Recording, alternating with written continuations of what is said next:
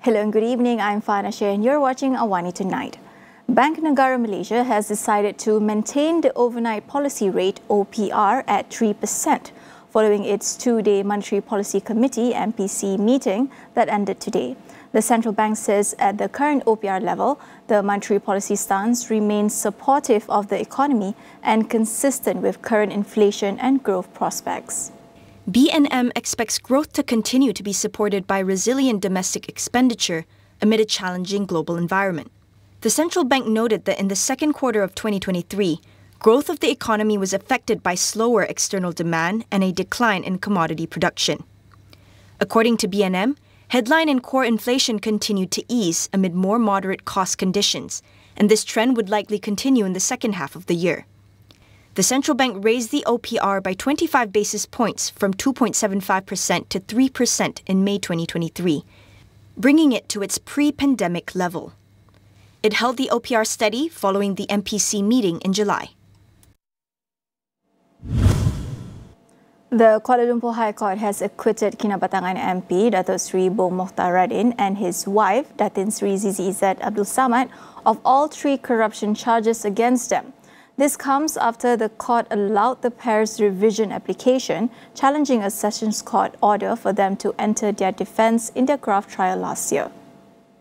High Court Judge Dato Azhar Abdul Hamid ruled that this was a proper case for the criminal court to exercise its discretion involving revisionary power. He set aside the prima facie ruling in the Sessions Court for it to be substituted with an order of acquittal and discharge. Bong first claimed trial in May 2019 to three charges of accepting 2.8 million ringgit worth of bribes to obtain approval from Felcra to invest 150 million ringgit in public mutual unit trusts. He was then the non-executive chairman of Felcra. Meanwhile, Zizi faced three abetment charges. Meanwhile, the police have completed the investigation papers against past President Tan Sri Abdul Hadi Awang and former Prime Minister Tun Dr. Mahathir Mohamad on the issue of religion, race and royal institutions or 3R. According to Inspector General of Police Tan Sri Razarudin Hussein, they have been sent to the Attorney General's chambers for further action. Siasatan ke atas kita datang kepada M telah pun kita edarkan ke Jabatan Peguam Negara pada 5 bulan 2 hari lepas. Manakala siasatan ke atas Tan Sri Abdul Hadi kita edarkan pada hari ini pagi tadi. Abdul Hadi was accused of allegedly disputing the Pardons Board's authority in granting pardons. The comments were allegedly made during a ceramah in Muar Johor on August 26 while campaigning for Perikatan Nasional candidates in the Pulai and Simpang Jeram by-elections. Meanwhile, Dr. Mahathir is being investigated for comments he made in June that allegedly incited contempt or unfaithfulness to the royal institution. Separately, Razarudin said the police will record the statement of Perikatan Nasional Chairman Tan Sri Muhyiddin Yassin on September 12. In a recent ceramah, the former Prime Minister allegedly issued a fatwa declaring it was haram to vote for Pakatan Harapan candidate Suhaizan Kayat in the upcoming Pulai by-election. The Agriculture and Food Security Ministry has set restrictions to the sale of local white rice to 100 kg per person with immediate effect. The Ministry's Director General of Padi and Rice Regulatory Division, Dato Azman Mahmud, said the move aims to address disruptions in the rice supply market. Kita dapati ada peniaga-peniaga yang membeli beras putih dalam satu masa dalam 500 hingga 700. Sebab tu kita buat sekatan pada hari ini, bermula pada hari ini 10 beg saja mengikut peraturan 1B. Setiap orang hanya boleh membeli 10 kampit beg 10 kilo ataupun 100 kilo. Supaya kita boleh buat sekatan pada pembelian beras putih. Okey, ada lagi? Sampai bila tu? Yang 100 kg maksimum tu? Ya. Yang DPT tu maksimum 100 kg tu sampai bila tu? Sampai bila-bila sehingga reda keadaan. Azman added that the first phase of the local white rice special program starts tomorrow, while the second phase will start on September 15th. The program aims to increase the rice production quota in the market nationwide by more than 20%. Meanwhile, Agriculture and Food Security Minister Dato Sri Muhammad Sabu assured that the country's stock of local white rice is sufficient and that prices are still under control. Yang pentingnya harga barang tempatan tidak naik, kekal dengan RM26 sekampit ataupun RM2.60 sekilo. Beras import dia bergantung pada pasar. Terkawal, masih terkawal. InsyaAllah terkawal dan mencukupi. Meanwhile, the government has established the National Circular Economy Council (NCEC) to accelerate the transition of solid waste management from a linear economy to a holistic circular economy.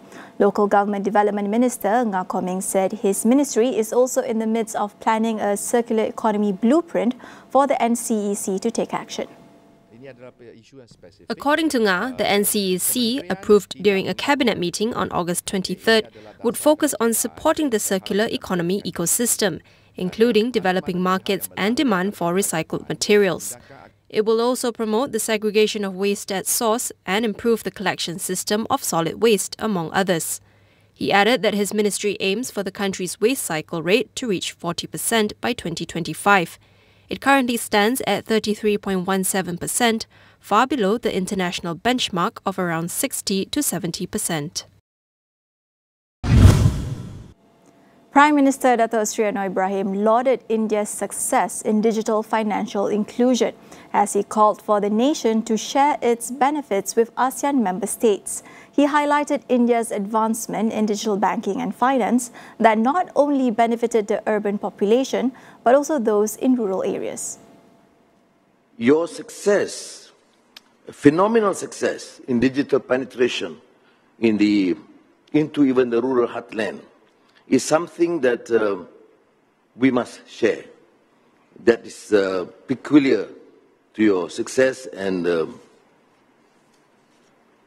in this very complex digital banking, finance, and generally penetration into the rural, among the rural poor and also the rural heartland.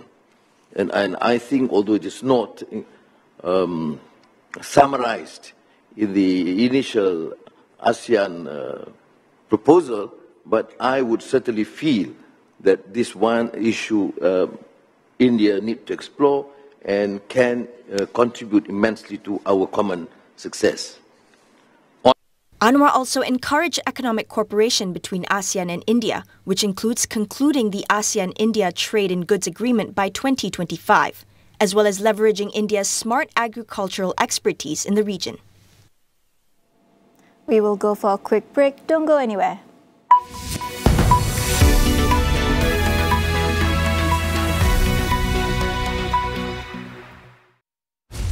So you're saying you went back in time? Bruce, I can fix things. You could also destroy everything. My face. I completely broke the universe. And now there's no one to defend us. If I can't get back, there might not be a future. The Flash and Justice League, 2 movie collection untuk satu harga istimewa. Sewa dan stream on demand atau sila ke saluran 480.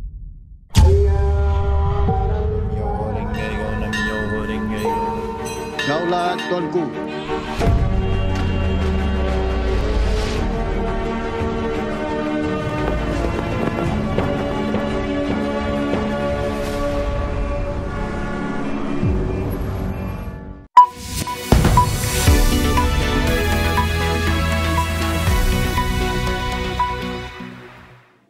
Welcome back. The Philippines and Vietnam are finalizing a 5-year rice cooperation agreement in a bid by the Philippines to bolster food security and agricultural production.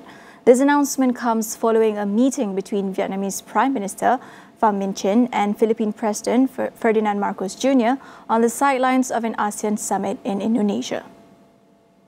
Further details of the agreement have not been disclosed at this time.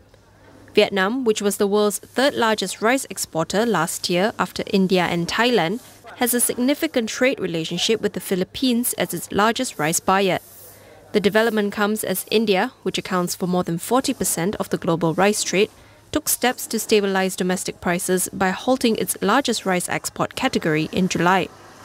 The move sent global rice prices to a 15-year high, raising concerns about already high levels of global food inflation.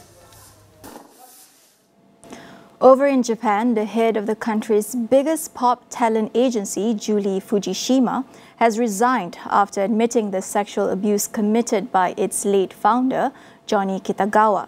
Her departure comes a week after an inquiry found that Kitagawa, who is also her uncle, had abused young idols at the agency over a 6-decade career. Fujishima resigned from Johnny and Associates during a public apology to Kitagawa's victims, acknowledging the abuse for the first time. Kitagawa had been an influential figure in the country's entertainment industry, with his agency holding a near monopoly on Japanese boy bands for decades. He died in 2019, having always denied wrongdoing and never faced any charges. Rumours of his abuse had circulated for years, though no concrete action was ever taken.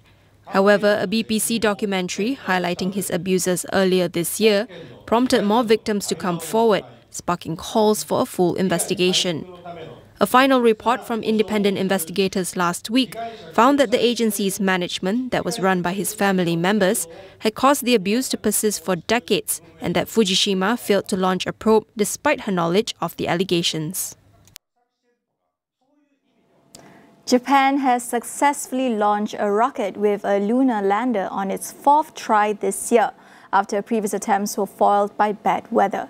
It is vying to become only the 5th country in the world to land on the moon, following in the footsteps of the United States, Russia, China and India.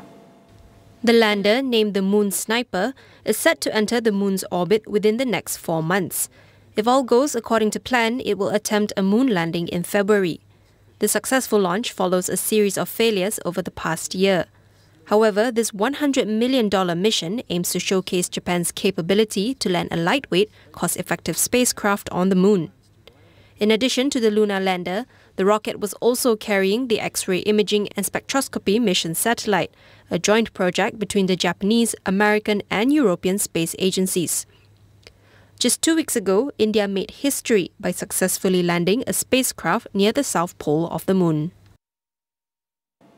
In other news, British police are continuing to hunt for a former soldier suspected of terrorism offences who is currently on the run after escaping at the Wandsworth prison in London yesterday.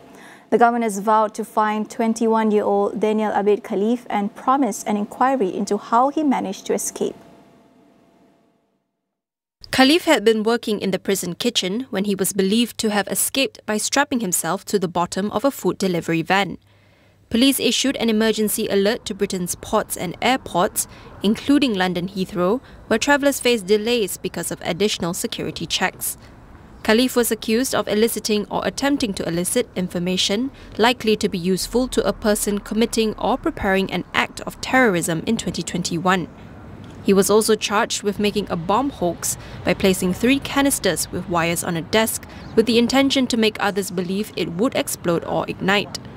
Having been in the British military from 2019 to May this year, he was next due to appear in court in November. That is all we have for you on AWANI Tonight. I'm Farhana Sheikh. Thank you for watching.